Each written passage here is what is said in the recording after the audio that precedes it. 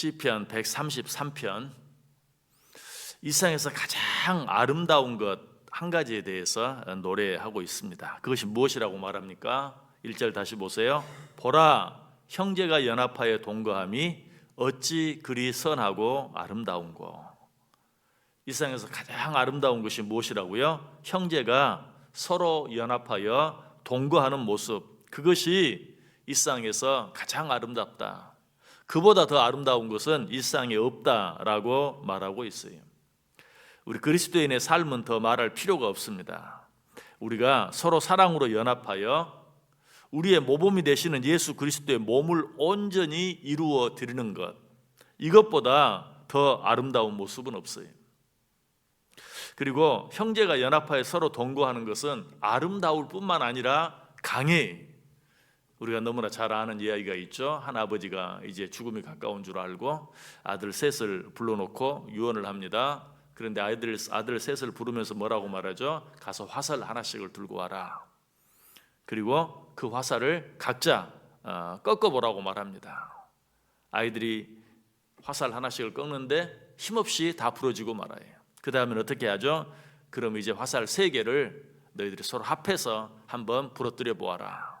세 아들이 다 화살 3개를 한꺼번에 부러뜨리려 했지만 아무도 부러뜨릴 수 없어요.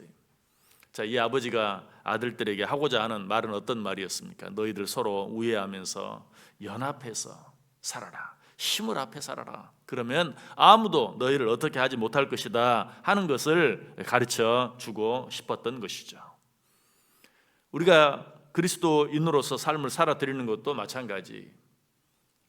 예수 그리스도를 믿고 살아가는 우리들을 시기하고 또 무너뜨리려고 하고 넘어뜨리려고 하고 공격하는 것들이 너무나 많아요. 악한 사단 마귀는 말할 필요도 없죠. 그러나 우리가 그런 세력들에 넘어지지 않고 무너지지 않고 망하지 않기 위해서는 어떻게 해야 돼요? 서로 연합하여 살아야 돼요.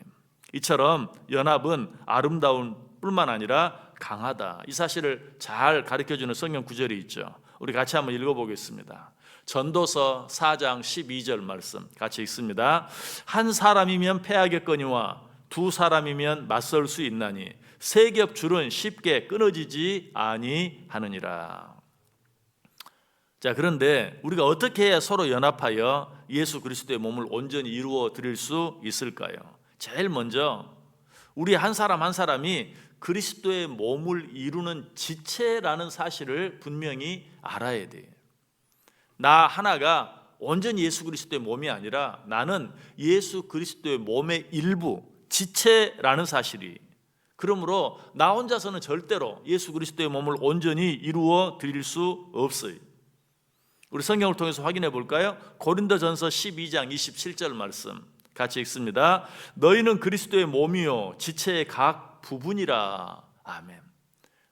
우리는 어때요? 예수 그리스도의 몸의 지체예요. 예수 그리스도의 몸의 여러 부분 가운데 한 부분이. 한 구절 더 읽습니다. 에베소서 5장 30절 시작. 우리는 그 몸의 지체임이라. 그러므로 우리가 예수 그리스도의 몸을 온전히 이루어 드리기 위해서는 어때요? 나 혼자만 가지고는 안 되고 내 옆에 있는 다른 형제와 서로 연합하여 한 몸을 이룰 때만 우리는 예수 그리스도의 몸을 온전히 이루어 드릴 수 있다. 그렇게 할 때만 비로소 완전한 몸이 될 수 있다는 것이. 우리 예전에 소풍이나 야유회 가면 꼭 하는 게임이 있었죠. 여러 사람이 손을 잡고 둥글게 빙빙 돌다가 두 사람 그러면 두 사람씩, 세 사람 그러면 세 사람씩 이렇게 모이는. 그때 두 사람씩 모이지 못하고 세 사람씩은 모이지 못하고 혹은 짝을 만나지 못해서 혼자 있으면 어때요? 아웃이, 죽는 거예요. 그 게임에서 나가는 것이. 제 아무리 그 사람이 똑똑하고 잘난 사람이라 할지라도 소용없어요. 두 사람 하면 두 사람이 서로 연합해야 되고 세 사람 하면 세 사람이 서로 연합해야 돼요. 근데 만약 그런 게임을 하는데도 두 사람 하니 저기 한 사람이 있어요. 그런데 아유 내가 싫어하는 사람이야. 나 너하고는 같이 못 있어. 그러면 어때요? 그 사람은 아웃이에요. 아무리 싫어하는 사람, 나랑 친하지 않은 사람, 내가 좋아하지 않는 사람이라 할지라도 어때요? 두 사람 하면 얼른 그 사람하고 가서 그 사람 껴안아야 돼요. 그래야만 살아남을 수 있는 것이죠. 마찬가지라는 것이 우리가 이 세상을 살아가는데도 특별히 그리스도인으로서의 삶을 살아가는데 우리가 이 세상에서 낙오되지 아니하고 그리스도의 몸을 온전히 이루어 드리면서 승리하는, 성공하는 그런 삶을 살아드리기 위해서는 어떻게 해야 한다? 내 옆에 있는 사람들, 그 사람들과 함께 할 줄 알아야 된다. 서로 연합하고 서로 사랑함으로 동거할 수 있어야 된다. 우리 다시 한번 성경 구절 같이 읽습니다. 에베소서 4장 16절 말씀 같이 읽습니다. 그에게서 온 몸이 각 마디를 통하여 도움을 받음으로 연결되고 결합되어 각 지체의 분량대로 역사하여 그 몸을 자라게 하며 사랑 안에서 스스로 세우느니라. 우리는 각 몸의 지체이기 때문에 우리가 서로 내게 주어진 지체의 분량대로 서로 역사하고 서로 돕고 서로 사랑할 때만 비로소 우리는 온전히 설 수 있다라고 말하고 있어요. 권대웅 씨가 쓴 천국에서의 하루라는 책이 있는데요. 그 내용 가운데 우리는 모두 서로에게 날개가 하나뿐인 천사들이다. 따라서 우리는 서로 포옹해야만 날 수 있다. 우리는 날개가 하나뿐인 천사들이다. 그러면 한쪽 날개만 가지고는 날 수 없어요. 우리가 서로 포옹을 해야만 비로소 두 날개가 되고 그때에만 날 수 있다. 혹시라도 포옹하기가 너무 힘들고 어려우면 아까 말씀드렸던 것처럼 난 저 사람하고는 포옹할 수 없어, 난 저 사람하고는 꼭 껴안을 수 없어, 그러면 최소한 어깨동무라도 해야, 그래야 비로소 파닥파닥이라도 하면서 날 수 있다는 것이, 그렇게 하지 아니하면 한 날개만 가진 새는 어때요? 뱅글뱅글 땅으로 떨어질 수밖에 없어요. 우리들은 날개가 하나뿐인 천사들과 같습니다. 서로 연합해야 돼요. 서로 사랑해야 돼요. 서로 포옹해야 돼요. 아니 그것이 어렵다면 어떻게 해요? 최소한 어깨 동무라도 해야 한다. 그래야 날 수 있다. 이 사실을 가장 잘 보여주는 한자 하나가 있죠. 어떤 한자입니까? 사람 인자. 사람은 어때요? 이렇게 서로 연합해야만 비로소 사람이 될 수 있다. 서로 연합하지 아니하면 넘어질 수밖에 없어요. 사랑으로 서로 연합하여 사는 것, 이것은 모든 인간들에게 있어 가장 아름다운 것 가운데 하나예요. 특별히 그리스도인들에게 있어서는 더욱더 그러해요. 이 사실을 모르는 사람이 없어요. 그럼에도 불구하고 우리가 그렇게 하지 못하는 것은 무엇입니까? 방금 사람 인자를 말씀드렸는데 왜 이 간단한 걸 왜 하지 못하는가? 이건 알아요. 우리가 서로 기대야 하고 서로 받쳐주어야 하고 서로 하나 되어야, 그래야 살 수 있다는 거 알아요. 그런데 왜 그렇게 하지 못하는가? 이 두 작대기 가운데 이 받침대가 되는 일은 서로 하지 않으려고 해요. 서로 위에서 그냥 기대고 있으려고만 해요. 받침대는 되고 싶어 하지 않아요. 이것이 문제예요. 이런 마음 때문에 우리는 서로 하나가 되지 못하고 서로 연합하지 못한다. 하나님께서 가장 원하시고 기뻐하시는 일이 무엇이에요? 마치 부모가 자녀들이 서로 우애하고 서로 돕고 서로 사랑하는 것을 가장 기뻐하는 것처럼 우리 하나님께서도 당신의 자녀된 우리들이 서로 연합하여 서로 사랑하고 서로 하나 되는 것, 이것보다 더 기뻐하는 일이 없어요. 우리는 늘 입술로는 그렇게 말해요. 정말 하나님을 기쁘시게 해드리는 삶을 살기를 원한다. 그러면서도 우리가 각자 서로 사랑하지 못하고 미워하며 살아가는 것, 이것은 하나님을 기쁘게 하는 것이 아니라 하나님의 마음을 가장 아프게 하는 것이, 오늘 하루 우리가 어떻게 해야 우리 하나님을 기쁘게 해드리며 살 수 있을까요? 다른 그 어떤 것보다도 함께 믿음 안에서 한 형제되고 자매된 우리들이 서로 사랑하고 서로 돌아보고 서로 위해서 기도하는 삶을 살아드릴 때만 우리 하나님을 가장 기쁘게 해드릴 수 있다. 이 세상에 그보다 더 아름다운 일이 없고 이 세상에 그보다 더 강한 일이 없다. 그래서 오늘 본문이 뭐라고 말한다고요? 보라, 형제가 연합하여 동거함이 어찌 그리 선하고 아름다운고. 세상에 이보다 더 아름다운 일이 어디 있느냐. 여러분, 이전 성경과 새 성경이 다른 점이 하나 있죠. 이전 성경은 오늘 1절에 보라라는 말이 없어요.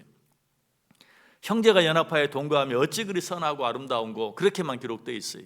그런데 새 번역 성경은 어떻게? 보라! 왜 이 말을 넣었을까요? 예전에는 이 말은 있어도 되고 없어도 되고, 형제가 연합하여 동거함이 어찌 그리 선하고 아름다운고, 이 말 속에 모든 것이 다 들어있다고 생각했어요. 근데 실제로 어느 성경에 보라가 있거든요.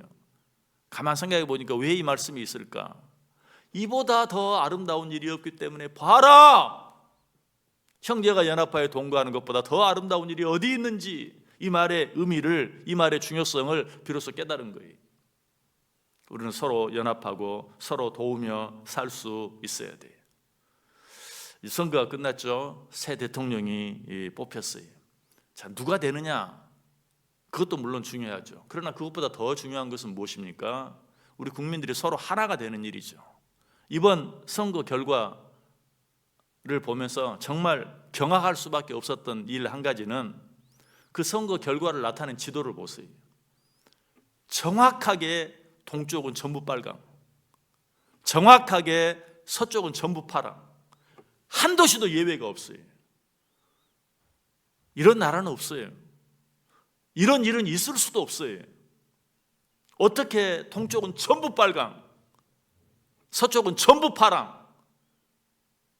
어제 저녁에도 말씀드렸어요. 수요 말씀 기도회 하면서 남한과 북한을 우리는 어떻게 표현했습니까? 위쪽은 빨강, 아래는 파랑.